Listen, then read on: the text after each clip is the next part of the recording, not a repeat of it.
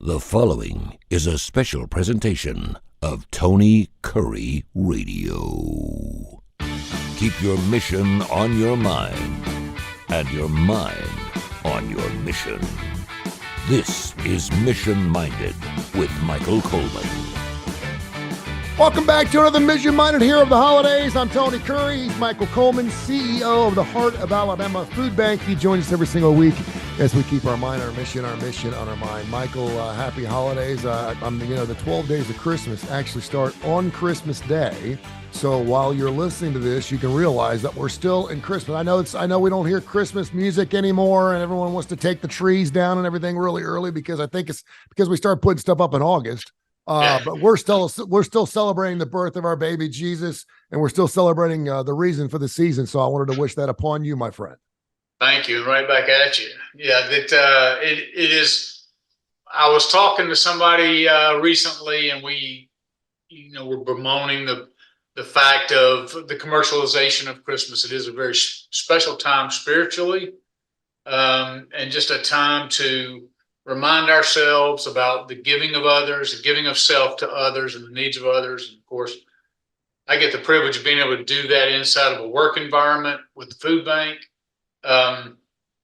But it is a very special time of year, and it's one that we don't want to just focus on one day a year. We want to kind of keep that momentum going. Absolutely. So that we can continue to make impacts in our communities. We're going to talk about a brand new phrase. I love these. At the end of the year, you get all these lists, which are always good. And then you get these terms of the year. And this term just came out like a couple weeks. Just breaking news on terms here on Mission Minded. So we'll talk about career cushioning in just a few seconds, what exactly that is and how that's going to be so important for 2024 with, of course, the new year on our heels. Everyone's already looking forward to the new year, depending on what kind of year you had 2023. And hopefully it was a fantastic year. You'll have a better year. If it was a lousy year, I hope it's much, much better. And we don't ever wish for bad years by any stretch.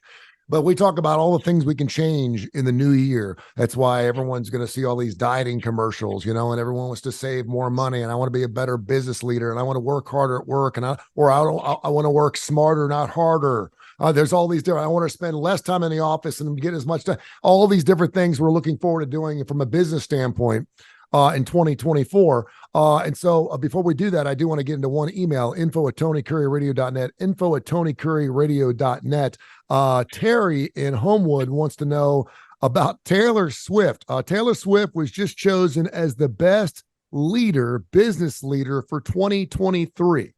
Not best musical artist, not best movie star, but best business leader. She beat out the likes of Elon Musk, and she beat out, of course, the CEO at Chrysler, and she is known now as a business leader. And this individual with a smiley face said, could you please tell me how she's doing it and why she is so important as a business leader? Taylor Swift, it's all you, brother.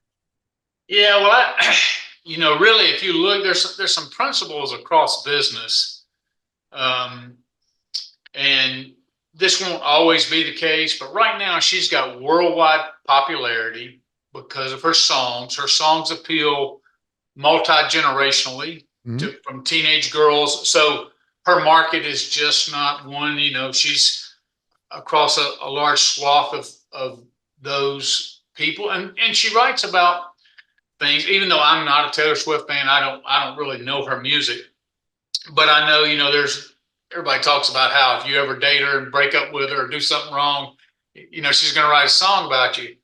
But if she talks about a lot of that heartbreak and things, those are things that people can relate to. So here she is. She's writing all this music, sings well. She's attractive. She's got all those things, and now, she's created this desire, this demand for her.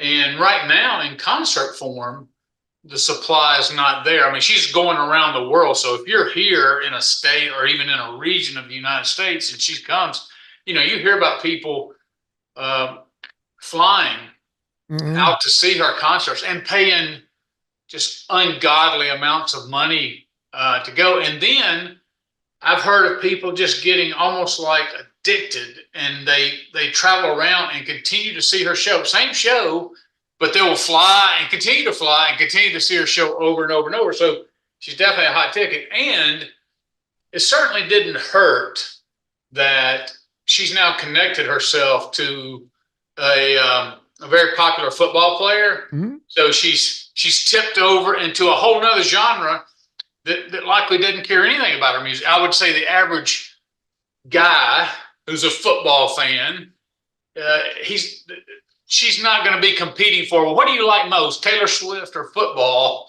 I mean, that's not going to be a tough decision for most dudes. But now she's connected to him. And I will tell you how big deal it was. Al Michaels, who's the guy that called the Miracle on Ice back in the Olympics. I mean, he's been around for so many years, just Hall of Fame broadcaster. Well, he's been bumped from the playoffs and on NBC, and he does Sunday Night Football with Chris Collinsworth, and they've been a team for a long time. Well, now it's been released that a couple weeks ago it was released that he wasn't going to be able to do the playoff game, but the reason really wasn't stated. And now the rumor is, as it starts to filter out, is because he referred to Taylor Swift because he was frustrated, like a lot of fans were. Like, if you watch a Kansas City game, especially when this relationship was brand new, sure, it was every play you're showing up in the box office. And he made a comment about, you never want to replace the main show with the side show. Mm-hmm. And look, every football fan felt like that, because we're like, I didn't tune into this network to watch Taylor Swift cheer for her boyfriend. Yep.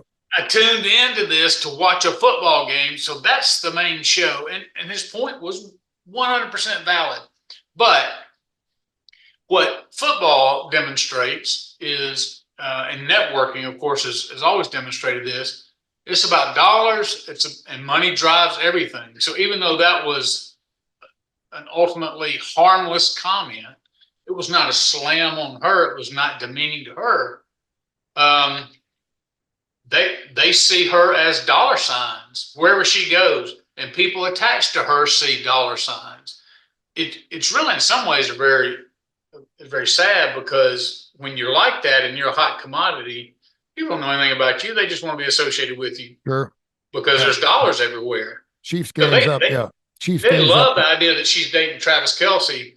And Yeah. Travis Kelce's one of the best tight ends in football. And hey, there's this Roman. They want to keep that going, because they know when the Kansas City Chiefs are playing football, their viewer ratings are going to go up, and mostly from teen girls and girls in their 20s, which is a demographic that they've never been able to really get. So it's all about dollars. So here's a Hall of Fame guy that says one comment, they remove him from the playoffs. So that's the kind of power and influence she has.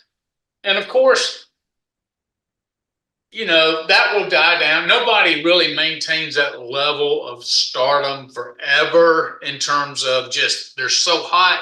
There'll be some cooling down point at some point. If she and Travis don't get married or they break up, he becomes another throwaway in the heap pile of Taylor Swift's. Now, don't say this. I may have to pull Mission Minded now. You have to be careful what you're saying. No, it's interesting, because I'm not important enough to get canceled yet. So. Yeah, you are. I'm a huge Al Michaels fan, so I couldn't tell you when Al Michaels calls games. And I know Chris Collinsworth, he's a Cincinnati Bengals, and Al Michaels used to call Reds games when I was a little boy. So I love Al Michaels. So when I sit down and hear those two, it's like the cream on top. It's the cherry on top. It's like, great, I get to watch this game and I get to hear two of my favorite people. But I don't tune in to Al Michaels. Now, the Kansas City Chiefs are up 27% on every game that she shows up on. So you damn well believe that they're going to show her picture up on the NFL as often. And you're right. NFL fans, they don't give a squad, because they're going to be watching the game anyway. But the National Football League has turned into this huge, I think a couple of years ago, they were at $9 billion. Now it's $90 billion. They're huge because they are going not only European, they're going Mexico, they're expanding. They've done a wonderful job. And so, you don't make fun of anything. I've always found that if you're in Al Michaels or even Chris Collinsworth, you're in your 40s, 50s, or 60s. Yeah. that you got to think like a 20 or 30 or 40-year-old, which means you should know and be privy enough to the information that Taylor Swift is huge, whether you like it or not. We understand that Al Michaels ain't listening to Taylor Swift, but you need to keep your mouth shut. Should he lose his gig over it? Absolutely not. But if you're thinking to yourself, do I not want to sound like an old man here? You need to think young, then you just don't say anything. Don't say anything at all. And that's probably one of the situations where Joe Buck has had plenty of opportunities. Yeah. But Joe Buck thinks like a young guy. He's not quite as old as Al. And people will actually watch a game to hear Joe Buck talk, not so much Al Michaels. He's on the way out. So I can certainly understand that. Well, I wonder how many young girls got a Travis Kelce jersey, wouldn't know a football if it hit them between the eyes. Yeah. But spent $100 on a Travis Kelce jersey just because of the association with Taylor Swift. And I mean, look, you can't fault Taylor Swift. I mean, going back to why the question is because she's the hottest commodity, and probably to her credit, she has surrounded herself with sound business, business people, and along with she's still very close to her parents. Lots of times you see people go out and then you have vultures that come in and take advantage of them. I think the reason she's probably so wealthy is because she is still somewhat grounded, at least from what the evidence shows. She's kept close ties with people she can trust. She's bringing in reputable people to handle all the business. She's just writing songs and singing and knows how to play the game. But she didn't figure it out on her own. She surrounded herself with really she's been doing it for 20 people doing it for 20 years. Yeah. I mean, she's been doing it for 20 years. I mean, people are like, it's funny. We talk about this all the time. Like Starbucks, like how old is Starbucks is 50 years old. They've been doing it for a long time. They finally got it right after 50 years, right? She's been doing this for a long time, but 20, 25 years. And sometimes it takes a long. I just went to Atlanta to see a couple of weeks ago my favorite comedian, Nate Bargatze. Mm-hmm. And, he just was hosting Saturday Night Live. Hilarious. He's done 3 specials, Netflix and Amazon. Hilarious, got clean comedian, love him, went all the way to Atlanta, State Farm Arena. He packed it out 2 nights in a row. But here's a guy, and he talks, so he's new on the scene, and everybody's like, oh, who is this guy? When I saw him on Saturday Night Live, who's Nate Bargatze? Well, he'd been doing comedy for 20-something years. He talked about, he came up with Bill Burr and another guy, I'm just losing his name at the moment. But he talks about, he was the one out there, they call it, when you go to the clubs and you just try to get a 5-minute spot to work on your bit. And other times you're out front saying, hey, come on in for, you're bartering and trying to get people in. And so, this isn't a guy who's a run-of-the-mill guy. He's been committed for 20 years. Well, that's Taylor Swift's story. Yeah. People knew about her because she had some hits, but she's never been in demand like she is today. And she's really developed her brand very smartly over years. But I bet you just the stick-to-itiveness of it. When I see people in these long careers like that, I mean, most years, not a lot of glory, not a lot of dollars. She's different than the Nate Bargatzes of the world. Sure. Who are just begging for get paid $10 for a 5-minute spot at night. Well, some folks don't even pay in. They just give you an opportunity to get up there and work on your stuff. And even with the guys she's dating, a lot of people would probably tell her inside circle would probably sit there and say, you're on fire right now. You're fixing to come out with this movie that's going to make big. You don't need to date anybody, because when you date somebody, then your brand is extended to them. And if Kelce would do something stupid and he's a football player, I mean, who knows, then why would you want to deal with that? And she even picked the right guy there.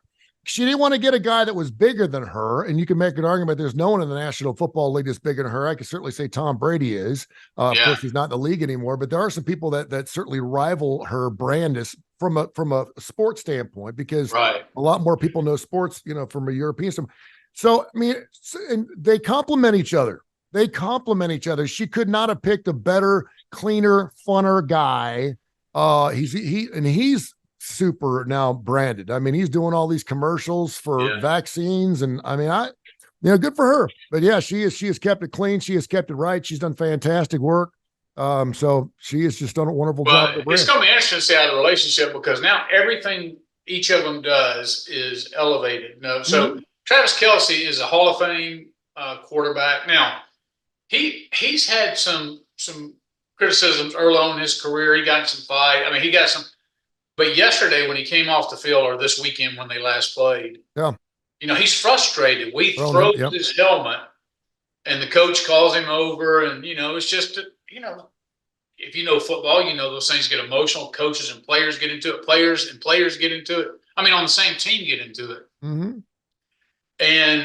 But now it's just what you said. Hey, my brand's connected to their brand. And so, man, what is that about? And what does that look like? And, if he were to have some of those more erratic moments, which I don't think he will.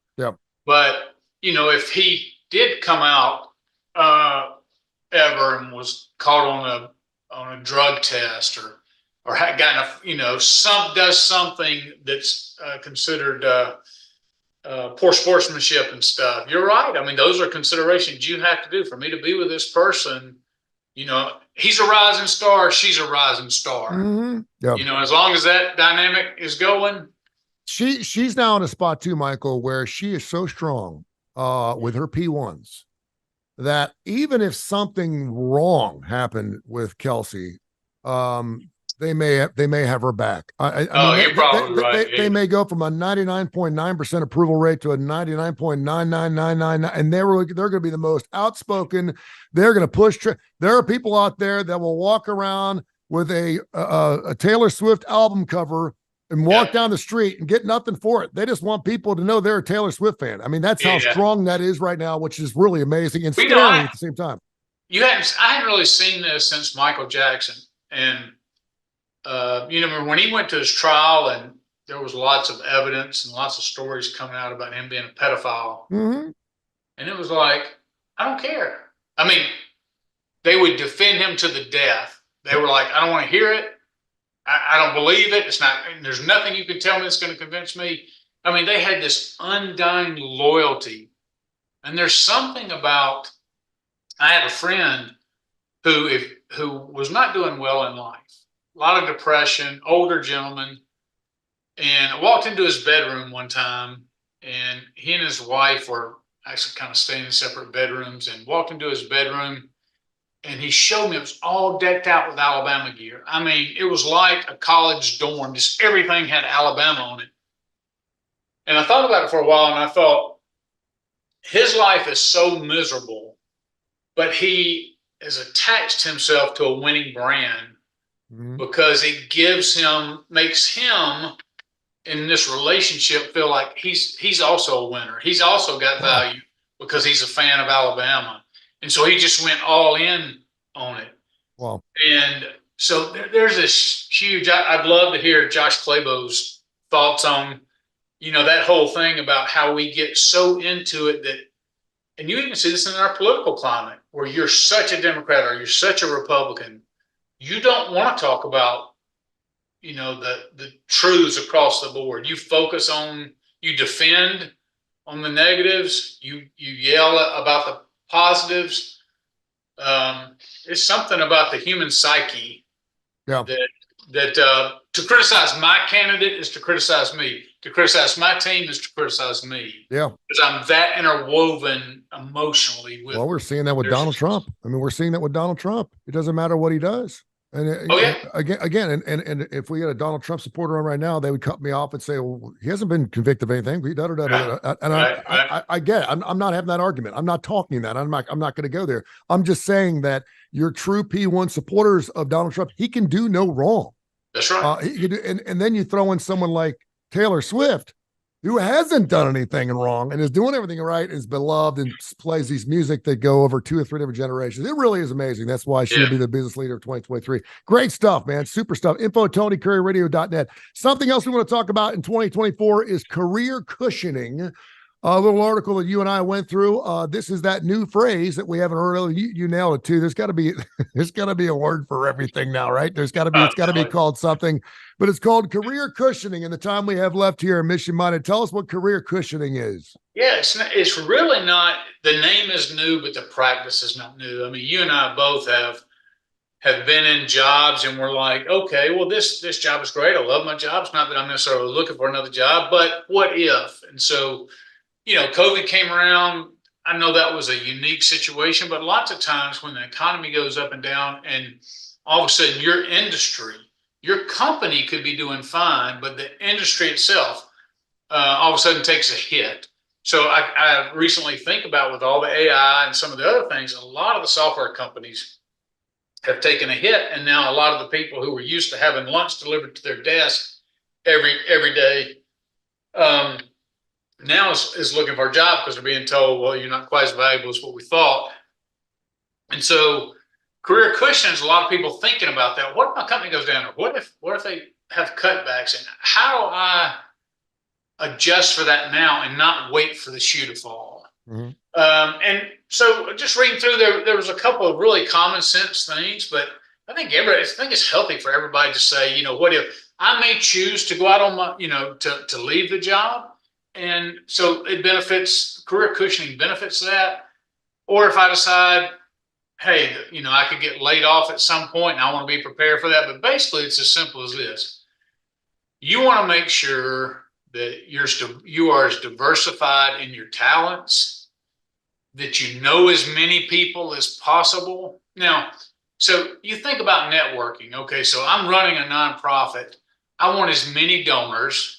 That means I have to interact with people so I can have the chance to, I have genuine friends, and then I also have people that I want to meet because I want to talk to them about the opportunity to support what we're doing. But in doing so, I recognize that everybody I meet and have a connection with is a potential next boss for me if the worst were to happen and I were to get canned. So I always have that in the back of my mind is like, hey, the more people I know, the stronger my network. Even if that person is not the one that gives me a job, that person, if they think highly enough of me, it may be willing to make a call to somebody who is my next. And so that's what it's about. And then, so you think about, well, I've seen so many people get in their, 40s and 50s and they just get stale. They don't want to learn. Yeah. One of the things that I've experienced, matter of fact, just last night, I've been seeing it. And finally last night I said, I'm going to look at it. It's called micro learning, because I'm one of those that sits there on my phone sometimes for hours and just scrolls, looks at just garbage. Podcasts and all. I'm not getting, my brain is dying on the vine. I feel it. Mm-hmm. I feel the brain cells falling off. But it says, there's a commercial that says, hey, why not replace your scrolling with micro learning? And so there's apps out there that will summarize books for you, or that you will do puzzles that cause, the mind to actually expand and think in ways it's not thinking about, just small times out of the day. But keeping your brain fresh and learning new skills, and all of that's part of this process. And then just two more that I'll throw in there. Just it's common sense stuff. Everybody, if you think, if I got canned, how much money do I have to make it? How long can I make it? And if you can only make it a couple of months, and we know that 40% of Americans can make it 1 month. Yeah. Before they're staying in a food loan. Mm-hmm. But man, you got to have some money put away. And I get that's tough when you're in a job and everything you have is already going out. It's tough to be able to save. But that's where it gets into then maybe you can create a second financial stream. And I'm amazed at this country. I've said this before, where you don't have to wait on somebody to give you another job. You can create your own job. Mm-hmm. The amount of revenue that's being generated through Amazon, through these online stores, through Etsy. If you have any sort of talent, any sort of ability, and there are people that will train you how to do it. I've seen people where you're like, well, I don't want goods. I don't want to buy goods I've known people doing this. They shop around thrift stores. They do it online. They have them shipped because they think they get some on eBay real cheap. Oh, I can flip that. So they constantly have stuff coming in. Now they flip it and it's not even delivered. They just flip it from that buyer. From that seller to a new buyer. Yep. It's just amazing what people can do. But all of that, getting ready for the what if, playing worst case scenario for a second, and just walking through that. Hey, I'm going to need money. I'm going to need another job. Therefore, I need resources. I need fresh skills. If I'm an accountant and I haven't kept up with the latest stuff, and I'll share this example with you. I hired a lady one time when I was in a smaller nonprofit, didn't have a pot to pee in. Things were tough. And I said, this was back when QuickBooks was just now coming online. And you used to get the disc and you would load it up each time you wanted to run your QuickBooks on your desktop. Well, we had already gotten QuickBooks Online, and now it had transitioned to the cloud. So we were like 2 steps ahead of her. And she came in and she's like, well, I can do this for what you're looking for. And I'm like, great. And she goes, and I'm like, okay, well, we use QuickBooks. She goes, yeah, I use QuickBooks, but she had not used it since she had the disc. Oh, wow. And so she had about 7 years of catching up on QuickBooks and computer, which meant, look, I can't use you. I'm sorry. No. Same system. She just didn't keep up to date with it. If she would have career cushioned, then she would have transitioned into another job and not had that gap in her life. Have you found that people particularly in our age group, have a difficult time with career cushioning from the standpoint that it's not so much we don't want to learn. We have to understand that you have to want to learn. And I'll go to, God forbid, if you're in a situation where you don't have to have a cell phone or you don't have to email, God love you. I'm so happy for you, and I'm so jealous of you. My brother's one of those guys. He retired about 5 years ago, and he's good to go. He's not a multimillionaire by any stretch, but he's got enough to feed his cows, and he's good to go, and he can go on vacation when he wants to. And he Facebook, all that stuff. He's like, I don't do any of that stuff. But there is a certain part of us you have to realize, and I realize this in this business, particularly since I run an internet business. I have to be on the internet. I have to post things on Twitter. I have to do things on Facebook. That at some point, when people around you continuously say, listen, you really need to start learning just at a very basic level how some of this works, or else you're going to get left in the and I'm good. I look back when I got let go 4 or 5 years ago. Had I known that 5 years before I got let go, I would be in a much different spot, So. Well, I tell you, I can only speak for myself, but part of it is of course, I'm very curious. And so you put me in a room with somebody, I'll beat them to death with questions. I try not to be the Riddler, but I'm genuinely interested in what other people do. However, when it comes to, I can hear about it, but when it comes time to the application, I've really got to be committed because I like the knowledge, but having to actually physically get out and do all the stuff. Like I sat there and watched how to take a tub insert out, a garden tub, and a shower insert out, and I'm like, oh yeah, that's easy. I can knock this out in no time. And my wife's like, yeah, let's do this. And then I'm like, wait a minute. I got to go to the store. I got to get all this stuff. I got to get all this. I'm like, I'm not that committed. But no, anyway. So everybody out there, it really doesn't matter your age. You should always be growing your skill set. You should always be financial planning for the worst case scenario. You should always be preparing yourself for the next step, even if it's a horizontal step, because you lost this job, you got another one. You've always got to be in preparation mode, and that just requires intentionality and it requires work. He is Michael Coleman, the CEO of Heart of Alabama Food Bank. I'm Tony Curry. This is Mission Mind. This has been a special presentation of Tony Curry Radio.